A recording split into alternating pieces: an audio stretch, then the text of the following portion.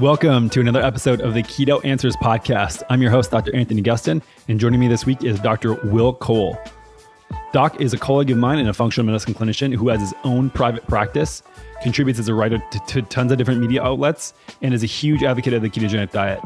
This week, we chat about how he uses nutrition in his practice, which lab tests you should definitely look at, and why you shouldn't always jump straight into a ketogenic diet, especially if you have any other health concerns. So this is a good one, packed tons of information, and hope you enjoy it. Before we get to the episode, I wanted to chat about our sponsor, Perfect Keto. Perfect Keto is all about making a ketogenic diet healthy and accessible. Whether you're reading all of our online guides or articles or enjoying Perfect Keto's exogenous ketones or any other keto-friendly products, everything you need to make keto work for you is at perfectketo.com.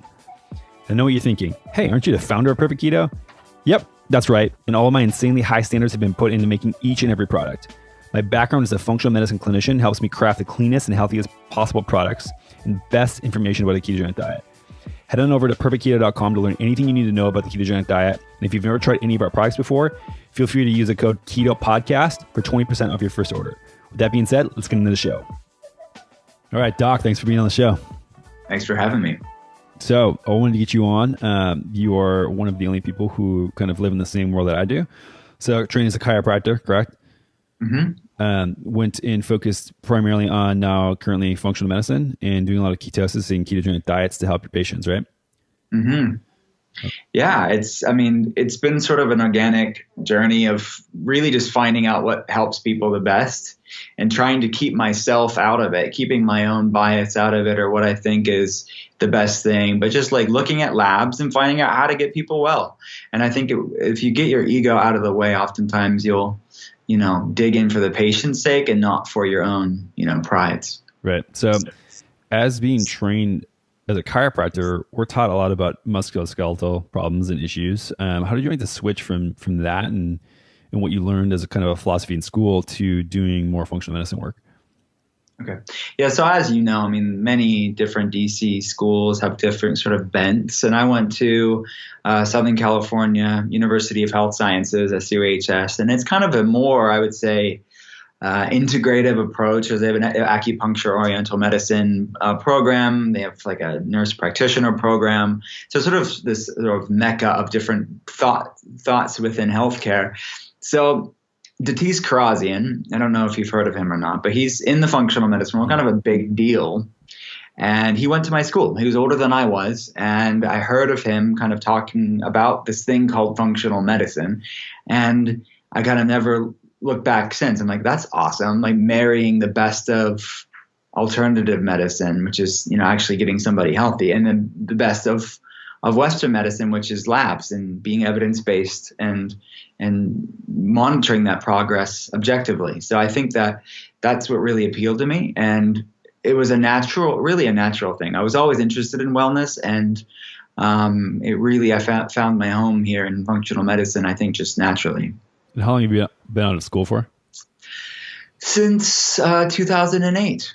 Okay. So you've had some time and had a lot of patient cases under your belt? Oh, yeah. It's been this crazy thing now where it's like how we're talking right now is how I spend most of my day talking to patients. 80%, around 80% of my patients are done via Skype and FaceTime and that whole world. So yeah, my whole day, we were talking before we started recording, most of my day is devoted to patients. So at this point, that's what I'm immersed in, and it keeps me sharp. It keeps me on top of the latest research and how to apply that in people's lives. Nice. And so how did you get involved into this path in the first place? Like why chiro? Why that direction? And my dad. Yeah, my dad was a chiro. Okay. So I was always kind of immersed in this stuff, is like, this is the way to go about life, is to kind of take care of yourself and use food as medicine. And he had people like Dr. Mercola like come to the clinic and like give talks, and they kind of did things together. So I was around people that were into this stuff, and it wasn't called functional medicine at that time. It was just called getting people healthy, and wellness, I guess. But so that's where it was. It kind of started from birth, and I kind of knew that I wanted to help people in some way in the health world. I just didn't know how it would work, what it would look like until now. Right. And like you were saying, now you're able to do it in a very different mechanism than maybe 20 years ago, where you can do these telehealth conferences and kind of Skype calls with people and impact people all around the world, which is awesome.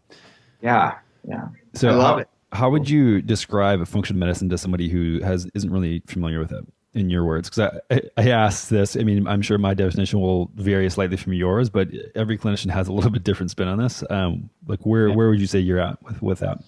Yeah, so I boil it down to like the main differences that I see in comparing what we do compared to mainstream medicine. Number one, I would say we interpret labs using a thinner reference range. So when you go and a patient goes in and says like, I don't feel well, they go to their PCP or their GP and they'll say, okay, I don't feel well, I'm having these symptoms, and they'll run these basic tests, and the labs like largely come back, if not entirely come back, for most people, normal, quote unquote normal, even though they know instinctively like, what the heck, I don't feel normal. Or they're told you're just depressed, there's an antidepressant, or you just need to lose weight, you're just getting older, or they send you to another specialist with more labs and nothing to show for it. So if those reference ranges are based on a statistical bell curve average of people who go to labs. And people that go to labs aren't the healthiest bunch of people. So there's a lot of people that they're going there and they're comparing their numbers, their biomarkers, their labs to this population, which is not a standardized reference range in most cases. There's a few exceptions, but most are not standardized, and they will vary from lab to lab. So in functional medicine, what we do is take people with health problems out of that reference range, and what's left is this tighter range within that larger reference range of where people that live long, healthy, vibrant lives, that's where they're at. And they're in this sort of thinner bracket of physiological function within that reference range. So that's I would say the first thing we do differently is comparing your number, the patient's number, to optimal health, and not the average of people who go to labs. The second thing we do different is we run more comprehensive labs, like whatever's case specific, but microbiome issues, hormonal imbalances, toxicity issues, nutrient deficiencies, whatever is pertinent to the case. So that's what a comprehensive health history kind of informs us from a functional medicine standpoint, is what labs would be the most relevant to the case. And the reason why those are not ran in the standard model of care, patients ask me that. I said, well, if these labs are so amazing, why doesn't my doctor run this? And it's because it's superfluous to their training. They just need to diagnose a disease and match it with a medication. So it's not needed, because the end result's still going to be that medication. So it's just superfluous. But from a functional medicine standpoint, we want to get to the root cause as much as we can to understand what's the actual dysfunction here that's giving rise to the ICD-10 code, that's giving rise to these set of symptoms that the patient's experiencing. And then we realize we're all different. And you can have 20 patients with the same set of symptoms, the same diagnosis code, and what works for one person can flare the next person up. And the next person, you don't notice it making a difference, good or bad. So I try not to have a bias as, this is the way that everybody should do things, because I will be proven wrong with the next patient, because it just won't work the way that I thought it was, because the last patient it worked brilliantly for. So you have to take into account biological variability. Obviously, there's some commonalities between people, right? There's some common bonds, not eating junk food is one of them, right? Drinking water. There's some core stuff. But beyond that, it's how do you personalize this? And I think that that's the bigger question that you have to have when you're talking on a clinical setting, is there's so much variability out there. So that's in a nutshell what functional medicine is. Right. So that actually doesn't surprise me, you giving an answer of individuality, whereas this is always my big thing that I push on my website, through the companies and everything, is that it's such an individual process. And so when people ask for general recommendations, you're not going to get anywhere. And this goes from healthcare to thriving in health and being optimal. Everyone is so different with their biological makeup and how they respond to things, whether that's current environment, past environment, all these different things. And so the individuality is striking to me. It was why people just ignore it generally. And so it's one of those things that it never works the same for one person as it does for another person, whether that's, an intervention in a medical setting, or if it's just a general nutritional recommendation. Goals differ, life differs, everything differs. So what type do you specialize at all in any type of the cases that you do, or is it kind of general practice? How do you approach it? The majority of my patients are somewhere in this autoimmune inflammation spectrum, which is a lot of people. It's very all encompassing. So that to me is very general, even though some people probably wouldn't call it that. It is general because it can manifest in different ways, but there's a commonality obviously between all of them. But they're just sort of autoimmune inflammation spectrum. Hashimoto's, Crohn's, ulcerative colitis, MS, chronic fatigue syndrome, these sort of inflammatory issues are the majority of my patients. And then within that context, it's really what people recognize or what resonates with them. They'll come in and saying, I have, depression, and the next person will say, I have chronic fatigue, and the next person will say, I have, joint pain. But really, it's this commonality between all of them of this underlying systemic inflammation. Right. And so what labs do you traditionally run on a patient that comes in with any of these constellation of symptoms? Yeah. So this is I would say maybe a criticism that people give us in functional medicine is that we overtest, and why are you running all these labs? Like, what's it going to do? And I agree that the fact that you can overdo anything, right? And you have to be, you don't want to overtest, but you don't want to undertest either. So it is a fine line of digging deep and getting people the answers. So the labs that we run, I'd say the most common, and again, it will vary based on the health history and what's pertinent to the case. But if you had to be sort of broad strokes with this, I would say some most common labs would be a full blood panel, and we're just running expanded versions of what people would get in the standard model of care, kind of expanded hormone panel, expanded inflammatory panel, nutrient panel, CBC. We run nuclear magnetic resonance, NMR tests from a lipid standpoint to look at the subfractionation there. So those are some blood tests that we would run. And we, more than just the running of the lab, it's the interpretation of the lab. So we put it on an Excel spreadsheet and kind of are color coding it for the patient. But for us, it's just kind of seeing, okay, what's in the functional range, what's not in the functional range, because we want, those are our baselines to kind of make sure that we're improving those biomarkers when we retest. So we keep track of all that stuff. Beyond the blood test, I'd say the top test would be microbiome testing. So it's some sort of underlying gut dysfunction panel. We're looking for dysbiosis or SIBO or intestinal permeability, leaky gut syndrome, candida overgrowth. That's probably one of the top tests that we run. And then based on the case, we'd kind of branch out from there. So methylation testing, hormonal imbalance, toxicity issues, if those are relevant to the case. And obviously there's a lot more labs than that, but those are the top of the list. What labs do you use for the gut tests? We use doctors' data typically. We do a 3-day collection for them, and we do intestinal permeability through Cyrex. We do the cross-reactivity through Cyrex, food reactivities through Cyrex, and all of those things through Cyrex. So it's a blend of stool tests and blood tests for that. Yep. Okay. Yeah, the doctor's data one is fantastic. That's one that I used to use in practice as well. And then for the hormones, what are you using for that? Dutch tests. We do the Dutch, the cortisol awakening response, and based on the case, we do like a female cycling panel, or we would just do an expansive cycling panel if they're postmenopausal. Yeah, I got an email from them the other day, and I was all pumped, but yet kind of disappointed that I wasn't active in practice when they said that they were adding in organic acid tests. It's like, oh, awesome, great. I was like, oh, man. Now you have to start back order up. for myself, test out.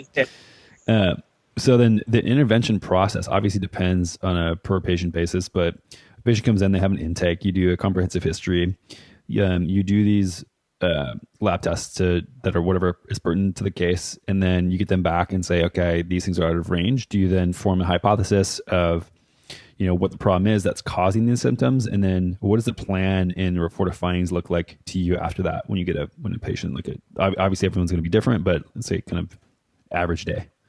Yeah. So what I do is when we get those labs, we make an overview, and we kind of basically get multiple labs' perspective, from their vantage point with their testing, what's going on. And then we kind of put those all in context with each other. And then we say, okay, this is what this lab is, basically a summary of what they're saying. And, as you know, I mean, it's normally not one thing. It's normally like a lot of different things that kind of are interplayed, that are interconnected, and some aren't so directly connected, but they're influencing how they're feeling. It's impacting how they're feeling. So a lot of times people will say, like, after I go over this big list of things that are can be overwhelming, but I always frame it with like, look, these are things you can deal with in most cases. These are things that you can overcome. These are things that we're confident with seeing. Like, don't get afraid. But they want one thing. They want the name. Like, well, what's my diagnosis? And, that's really not my objective at that point, is then labeling it. Right? Like, calling it chronic fatigue syndrome is just really explaining how you're feeling. Calling it MS or, Parkinson's isn't really telling you anything. Okay. But what, from a physiological standpoint, from a functional medicine perspective, how do we fix these biomarkers? How do we get the inflammation down? How do we get the hormonal balance? How do we get nutrients optimized? That's what I'm concerned, because that's really what will impact how you feel, right, is fixing those things individually. And obviously we know collectively the body's interconnected, and there are some things that fall into place as you get things in order, like the gut, for example. But, so I don't know if that answered your question, but it's basically just a big, like a laundry list of things we need to work on in the body. And so it's kind of funny that you mentioned what the diagnosis is essentially telling you what your symptom is. And even when I was doing more sports medicine and musculoskeletal work, somebody would come in from a sports medicine doctor, an MD, and they would say, oh, I have tendinosis in my elbow. Like, okay, well, like, does that tell us why? Like, you have some tendinopathy or some inflammation in a tendon. It doesn't really tell us why or how it got there. And so having to think back, like, okay, how are you actually using your arm, and what are the activities that could be leading to this problem in the first place? It's the same thing in a functional medicine approach, but just more so systemic issues. Okay, you have these lab findings, but like, why is that the case? And so peeling that back, it's the diagnosis a lot of times doesn't even really matter. Yeah, I know. It really, in a lot of cases, it doesn't. And I think the autoimmune inflammation spectrum that we kind of see a lot is a good example of that, is that they want to be labeled with whatever it is, lupus or whatever it is. But the reality is the people that are diagnosed and the people that are undiagnosed are really in the same boat. They're still left with the same amount of answers. I mean, it's like steroids and immunosuppressants, and like, we can't do anything for you in the standard model of care. So, I mean, believe me, the people that are diagnosed will tell you it's not like, well, the promised land is here because we've been slapped with an ICD-10 code. It's like, we thought it would change things, but actually I'm on these medications that I don't even want to be on anyways. So I get the point, because it's basically the patient wants to be validated. The patient wants to know that this is not just in their head. They want to have answers. But the sad part is even when you're given the diagnosis code, even when you fit the criteria for them to give you the ICD-10, it's really, in those cases, I don't want to be broad sweeping here, but in most cases, people aren't really given much solutions at that point anyways. Right. And so generally, does the intervention look a lot like diet, nutrition modifications, supplements, medications, lifestyle changes? What are you prescribing to people in that sense?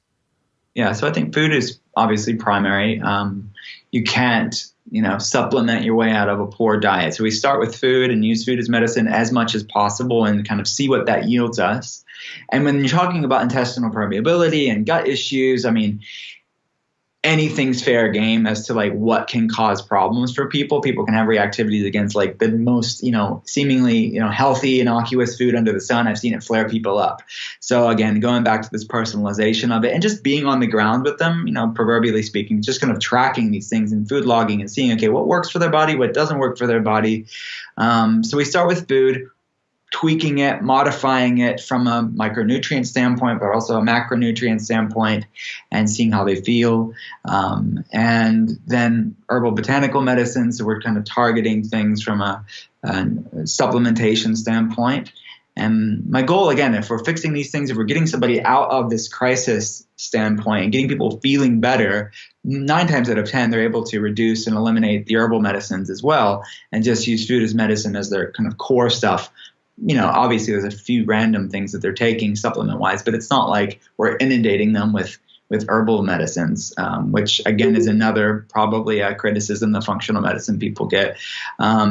And lifestyle changes. So we're stress management and being detailed with it, not just like fluff, like, meditate, but actually guiding them and giving them tools and making them stay consistent with it to build a practice of mindfulness or whatever the case is, like Tai Chi or yoga, whatever the case, and sleep optimization and like detoxification protocols if it's needed.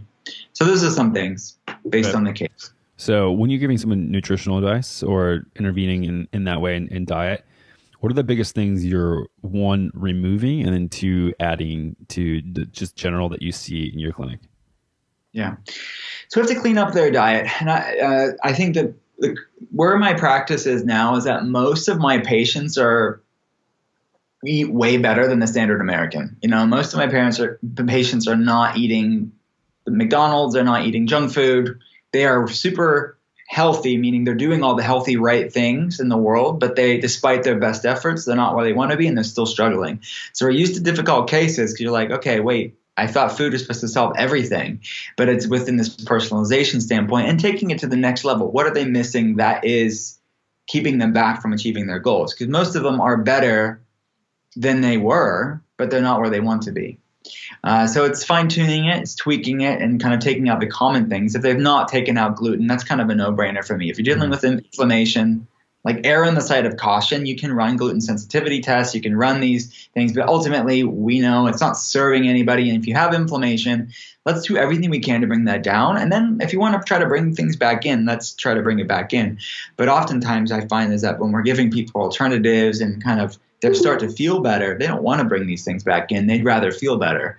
And then I don't start with ketosis. And I think that my goal from a functional medicine standpoint, and again, this is general, there are exceptions to this, is that we don't start with ketosis. If someone's not in ketosis, I want to start with cleaning their gut up. I want to get them acquainted with nutrient-dense foods. I want to support detoxification pathways, basically get the gut healthy. Because if they're like increasing their fats too much, even if were eating clean, I've seen negative.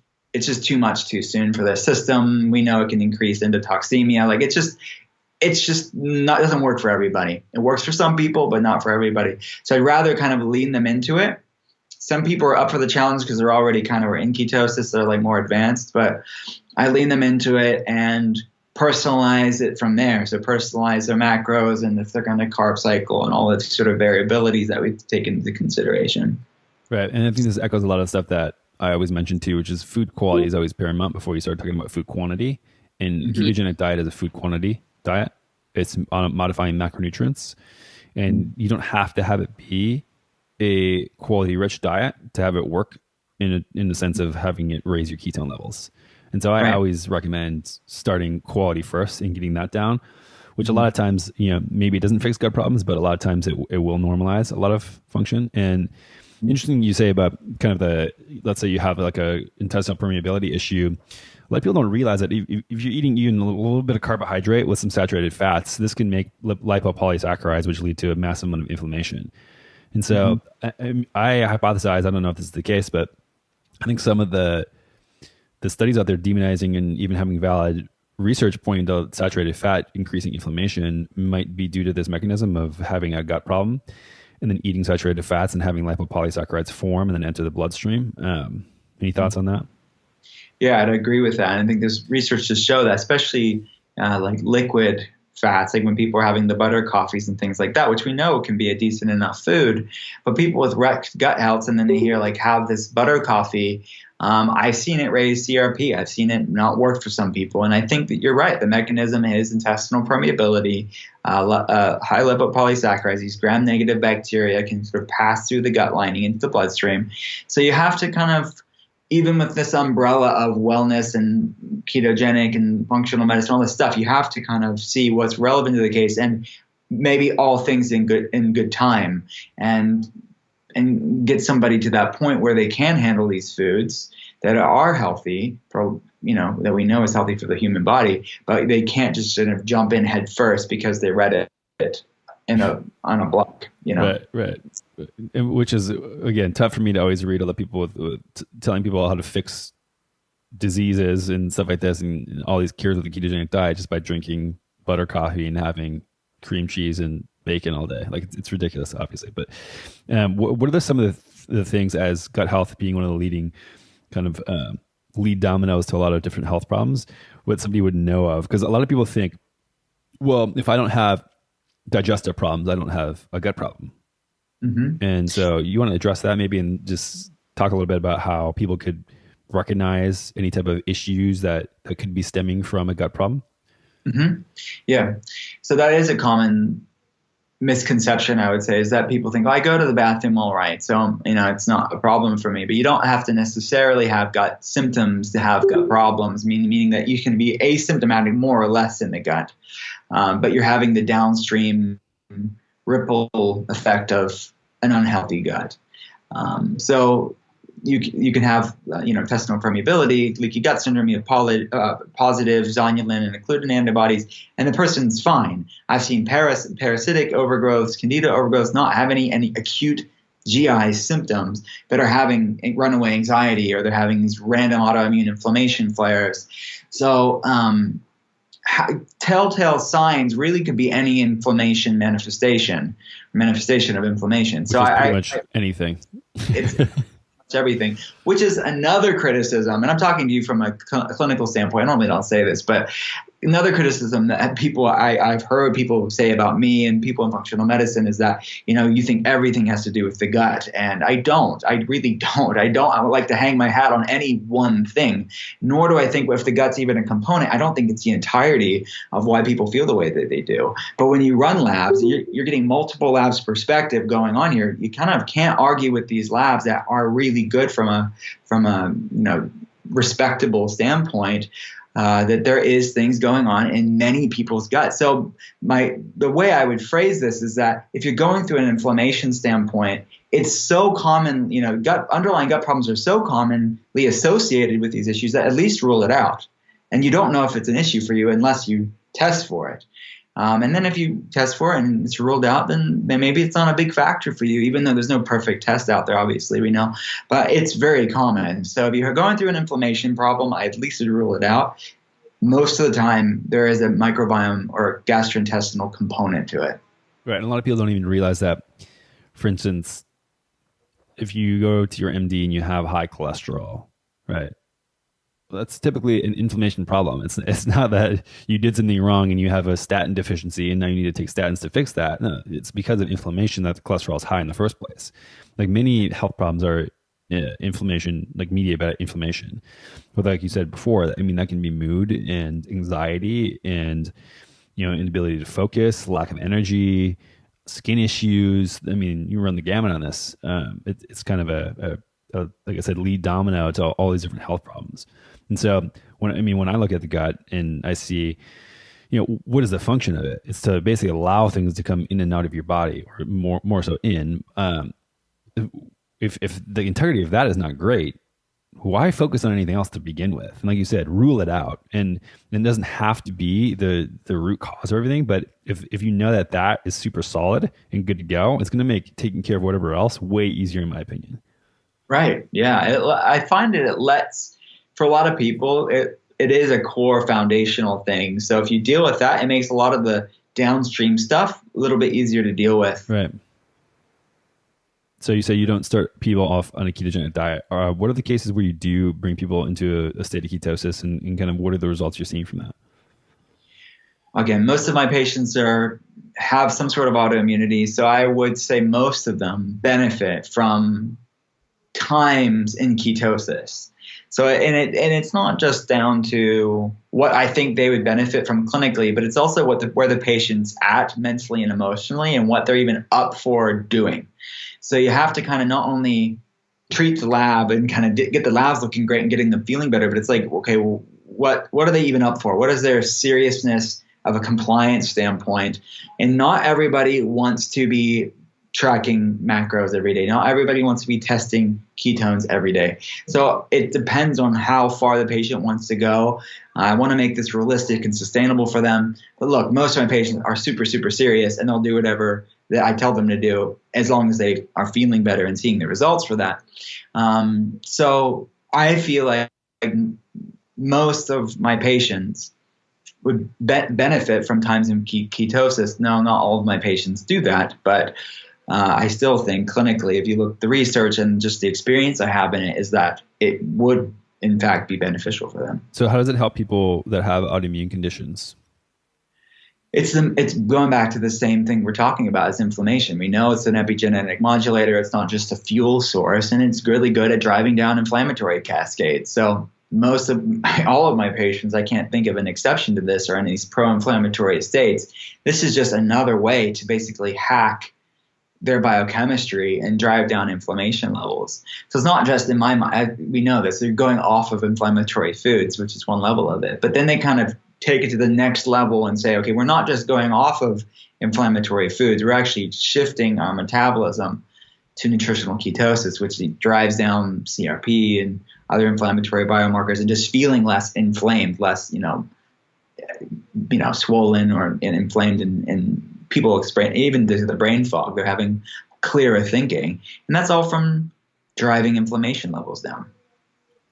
Right. And so I know how you also said times in ketosis, and I think this is an important part too, where a lot of people who come on board and start using this type of eating, they think that they have to do it forever or else. And I don't think they realize that a lot of times that once you start having a little bit of metabolic flexibility, it becomes way easier to switch back and forth and use different fuel sources, and that you don't have to be in ketosis 100% of the time. I don't think that's a realistic goal for any human being. And I don't think that's normal for humans to be in one fuel source forever. So talk about what you mean by times in ketosis. Yeah.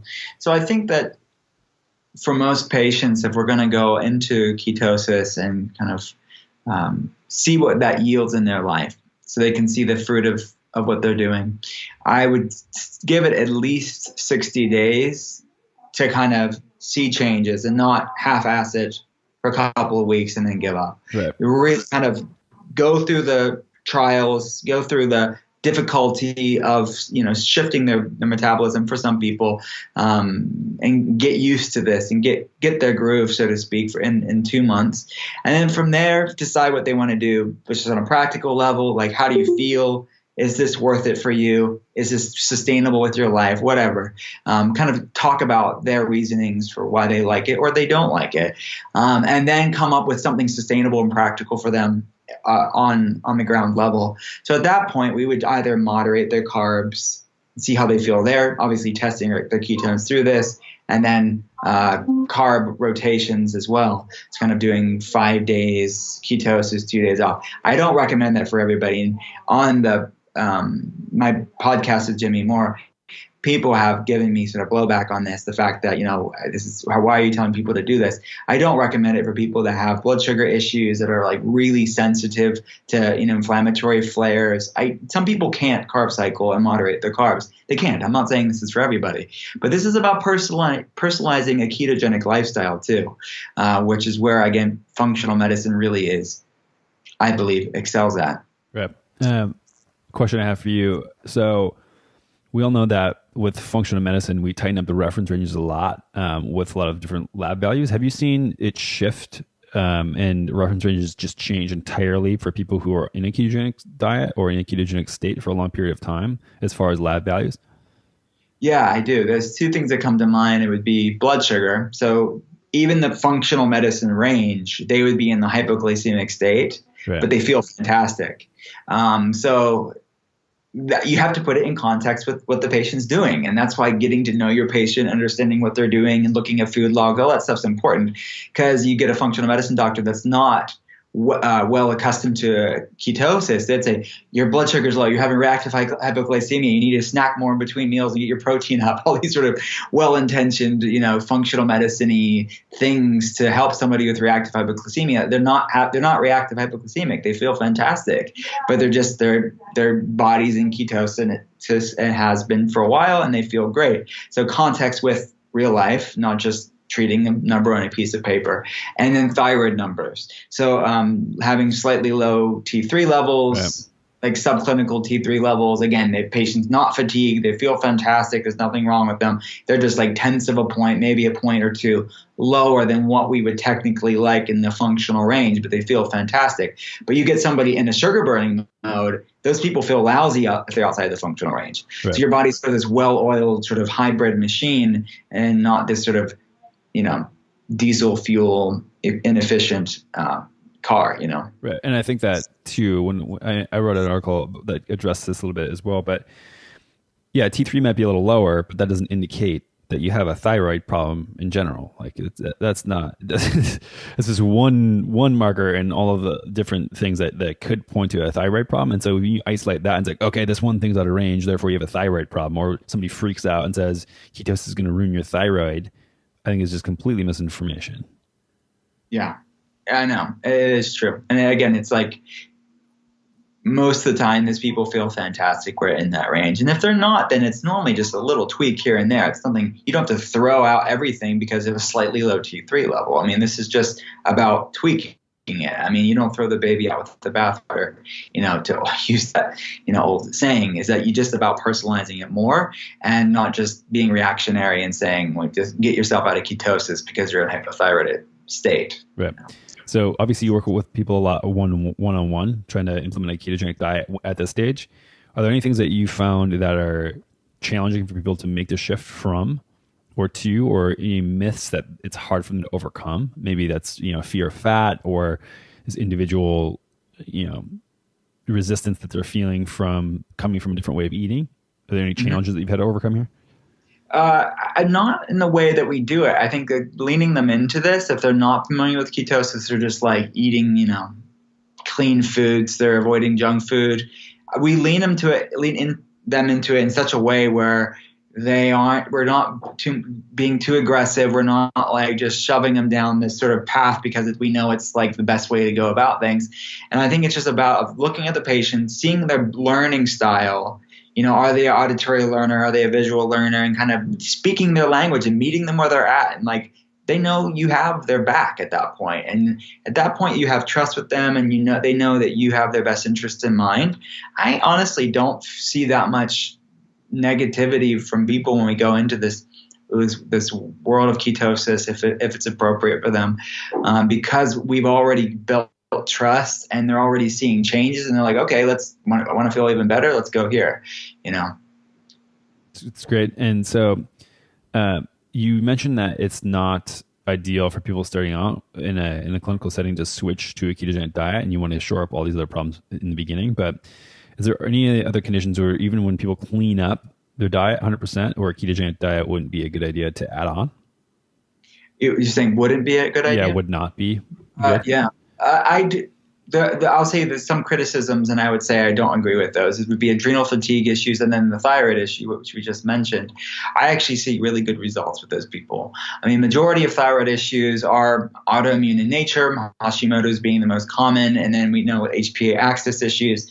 I see if they're fat adapted, they're actually doing way better. Yep. It's just a matter of personalizing it, again, not just being overgeneral. Maybe you're just doing it wrong. Maybe you're not formulating it right. And then sometimes it's the food choices. So no, I wouldn't rule anybody out based on a condition itself. I would say it's more looking at the context, how the patient's feeling on it, and then making judgment calls there and tweaking it and fine-tuning it at that point. And sometimes it's the food choices and it's not the ketosis itself. So if they're depending too much on dairy, that's one problem that I see. You have to maybe do sort of an autoimmune ketogenic approach for some of these people. And then some people don't do well because of chronic gut problems. They don't do well on tons of saturated fat. So we're doing more of a plant-based ketogenic approach. So it's about personalizing it, not saying, well, it's all ketosis's fault, Right. And how would you personalize it for somebody who has either removal or problems with gallbladder?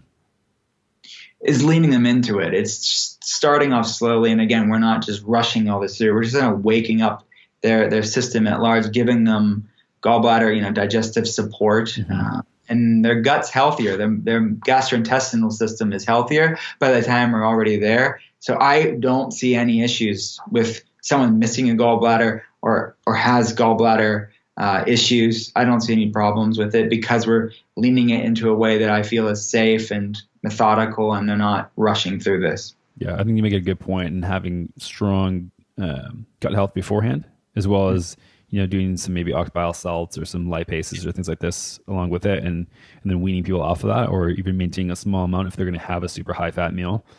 Is what I've seen has worked really well also. Yeah.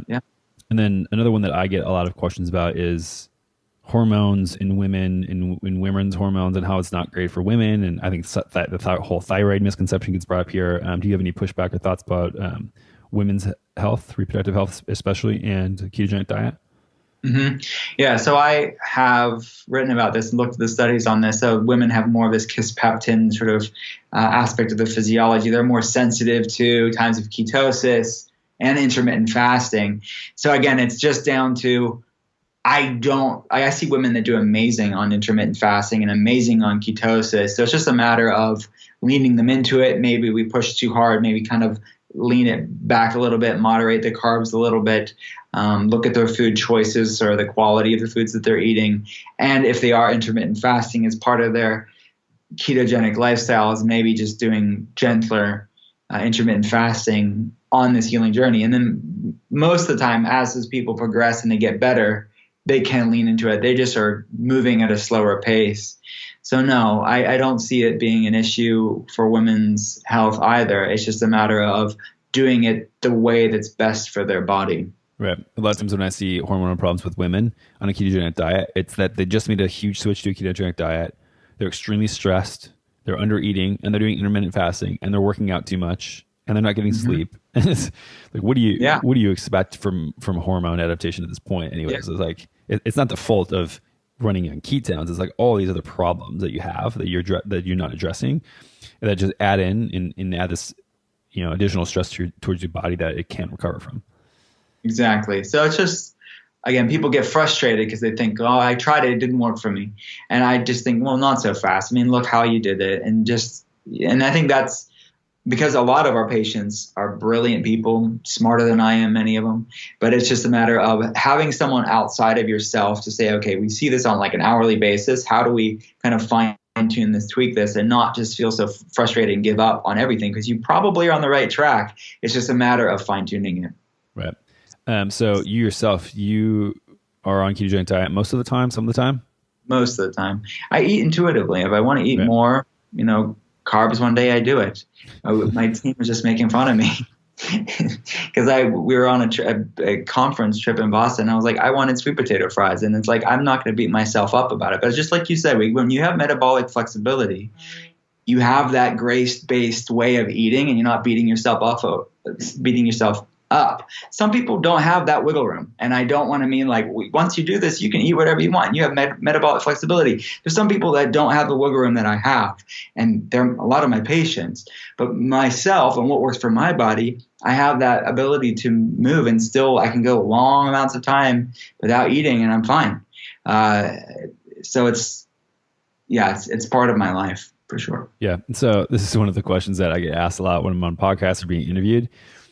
And people freak out if I'm not 100% in ketosis all the time. I say, like generally, I feel great on a high-fat diet that promotes ketosis, but sometimes I feel great eating carbohydrates, and that's just how I'm going to eat. And so, just like you said, like very intuitive with how I'm approaching nutrition. So, kind of the four big things I look at for health, I like to ask everybody in here is obviously nutrition's kind of paramount, which you just covered. And then movement, stress, and sleep. And so I'd like to just get your opinion on how you approach each of these things in your life, and then a tip for, maybe just one thing that you would have people change if there'd be one thing that you would think of.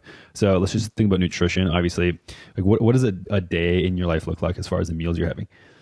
Well, I intermittent fast in the morning. I don't have anything except just black coffee. Plain, no butter or coconut oil or anything in it. And then around 12, I eat. So I'm eating a salad with tuna and like avocado mayonnaise and guacamole or avocado in that. And then for dinner, it's typically, again, some sort of fish with vegetables. It's pretty boring. I'm pretty basic, like Monday through Friday. And then on the weekends, I'll kind of be a little bit more loose with it, but I still are going to fast typically in the morning, maybe a little bit less, and then eat similar meals. I am like a creature of habit, and like once I get into a groove, I just kind of do it, and I very rarely kind of go off of that. So that's what my very boring life looks like food-wise. Sounds pretty straightforward. Love it. Jimmy and I were talking earlier and laughing about how people need to have these complex meal plans, and we're like, yeah, just have some fat and vegetables and protein, and that's pretty much keep consistent. Exactly. I'll cut like a half of avocado out, sprinkle salt on it, kind of spoon that out. And like that sort of basic stuff. That's how I typically like to keep it simple. Try this out as a modification. Put some olive oil or avocado oil in the center of that pit and some chili flakes and that salt. All right. I'm going to do it. It's killer. And then any one tip that you'd recommend for anybody listening as far as what to change in the nutrition? I would say finding out what your body loves and what your body hates, and that probably sounds too vague, but I really feel like we should get away from this shame-based way of eating, whether it's the dieting sort of consciousness of society, or it's this sort of militant ketogenic or militant vegan or militant whatever. It's like, what works for your body? Let's kind of focus on that, and then build from there. So I don't know if that helps or not, but yeah, it's super helpful. Test yourself is what I always say. What about movement? What are you doing for kind of workouts and just keeping your body physically healthy? So I work out at least 3 days a week, sometimes 4 days a week. I'm just focusing. I typically do circuit burst training 4 days a week. So about 30 minutes, just doing different, burpees, strength training for about half an hour. So that's what I do. I just try to sweat 4 times a week. Nice. Any top tips?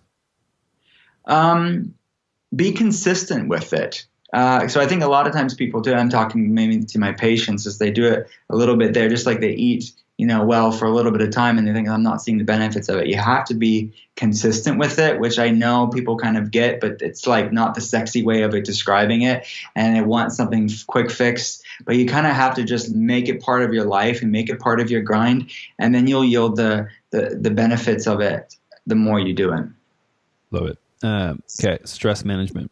Like you said earlier, I think you like to build systems for your patients. What kind of systems have you built for yourself to make yourself accountable for stress management?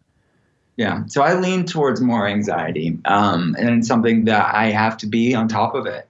So mindfulness meditation is something that I do take seriously. So any moment I have in between patients, I'll just close my eyes, and it's breath work. It's either becoming conscious of my breath, or what's referred to as inner body awareness, which sounds a little probably hippie for some people, but it's just being aware of your own aliveness to kind of center yourself in the present moment. It's really based on a lot of tools that I learned through Eckhart Tolle. I don't know if you've heard of him or not. Power of Now, New Earth. I mean, really good practical stuff. Anybody that's listening should read his book, or I like listening to the audiobooks because his voice is very calming. But they're practical stuff you can use in your life. They will bring your blood pressure down, bring inflammation levels down, center you in the present moment. So that's what I do. It's really breath awareness exercises. And I'm spiritual as well. So I pray to God, and I'm a faith-based person. So that's those are 2 things that I do. Okay. One piece of advice there. Is I guess the advice would be to read Eckhart Tolle. So I think it's a good practical Power tool. of Now. Power of Now would be a good start. Eckhart Tolle. Yeah. I'm the most no bullshit type of guy around, and when I started hearing about meditation, I was like, oh my god, all this stuff is just completely bogus. And then I was like, okay, keep hearing it from all these people that I respect, and I'm going to try it out. I'm going to start doing it. And this is maybe 3 years ago. Game changer. And now if I go one day without it, I notice a huge difference. Yeah. So for me in the morning, it's like brushing my teeth. I just don't walk out the door without doing it. Yeah. It's an anchor. It's an anchor for your day. And the more that you are, people are on autopilot. And I think one of the biggest things I've got away from reading his works and kind of seeing is that we are not our thoughts and emotions. And that so much people are just caught up in this constant state of, it's research shows us that most 90% of our thoughts are repetitive. Right. And it's like we need to sort of create this observation of our thoughts and emotions and take them captive and not just be completely caught up in these thoughts and emotions and mistaking them for who we are. Yeah. One of the things that I've also started doing in the last couple of years that has helped, because I lean more anxious as well, is just trapping those thoughts on paper. Like in the morning when I wake up, if I wake up and my mind's racing, or at night if I can't go to sleep, I just write down whatever I'm thinking, whatever comes to my head, and lock it on paper. And I look at it and I go, okay, now I can stop thinking about that, and then just trap it there, and I can just move on. Super helpful. Yeah, that is. Externalizing it, I can see that being really beneficial. It's a good idea. What about sleep for you? Sleep. I fall asleep really easily. It's not my problem. I fall asleep fine. I go to bed too late sometimes, which is a lot of people's problem. Or watching TV too late.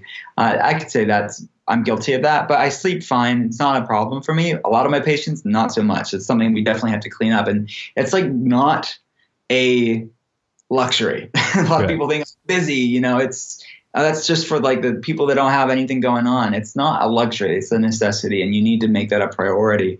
So whether it's just cleaning up sleep hygiene is what they call it, but it's just basically creating parameters and stopping electronics. If sleep is your problem, maybe you need to stop watching screens and flipping through social media a couple hours before bed. They obviously sell those, blocking glasses, or, there's different hacks you can do to improve sleep from that standpoint.